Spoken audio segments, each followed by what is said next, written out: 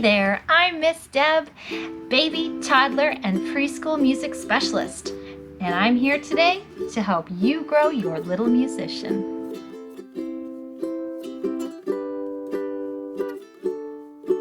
Whether you're a parent or a music teacher, or you have no experience with musical instruction or taking lessons yourself before, this video is for you. Today, I'm going to give you 6 tips on how to make the most of your learning time at home. Number 1, kids don't want to learn. Did I just say that? Yes, I did. It's true. Kids want to play. So don't teach. Play instead. Eye contact. If you want your child to listen, you need to get right down to their level and look right into their eyes. I guarantee your child is going to pay way more attention to you if you are sitting at their level and you are speaking directly to them and you have eye contact. Number 3, echo, echo, echo. Why? Because it's fun. Plus, when kids echo, they are actually acknowledging that they know what you just said. So they've been watching you, they've been listening to you, and now they're speaking just like you. There is actually a special name for this. It's not just called echo, it's called call and response, and it is used a lot in my music classes. Number 4, repeat, repeat, repeat, repeat, repeat, repeat, repeat. Don't be that person, one and done. No, kids don't learn that way. If you're teaching that way and doing things only once, whether you're a parent or a teacher, you're doing it wrong. Children learn through repetition.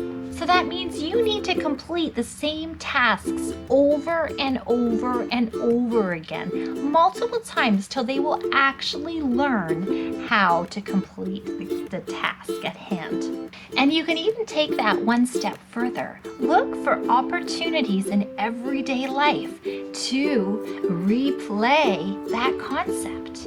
So for example, if you're learning the letter C, you could talk about the sounds that C make. Maybe one day you are at the grocery store. Oh my goodness, there's cookies. I wonder what letter cookies start with. K, k, k.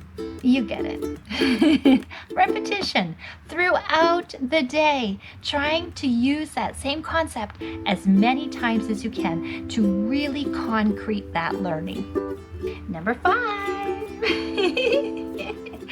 Make funny sounds and silly actions.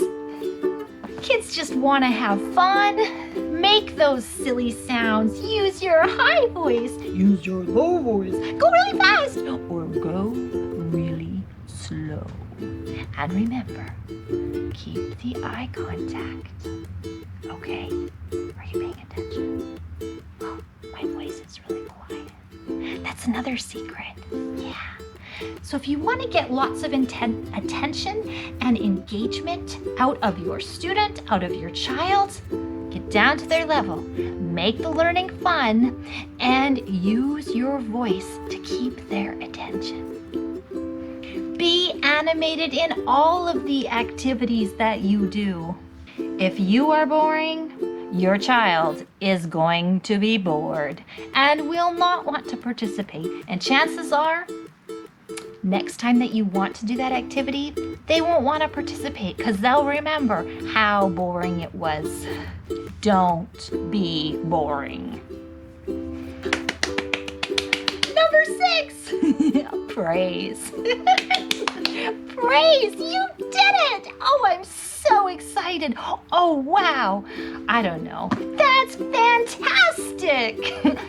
Fabulous. I don't know. I'm sure you have a few of those up your sleeve. You are the cheerleader. You are the key person to motivate your child. Whether you're the parent or the teacher, it does not matter. If you are playing with your child and helping them to learn, you need lots of praise. Children want to know that they're doing good. They want to know that you are impressed by all the activities that they can do. It doesn't matter if they don't totally get it.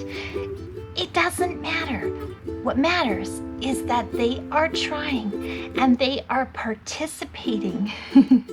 When your child feels valued and appreciated, they are going to want to work that much harder. And they will go the extra mile for learning when they see how pleased you are. For more learning resources, don't forget to check out our website, tinytinkles.com, and we'll see you next time. Bye for now.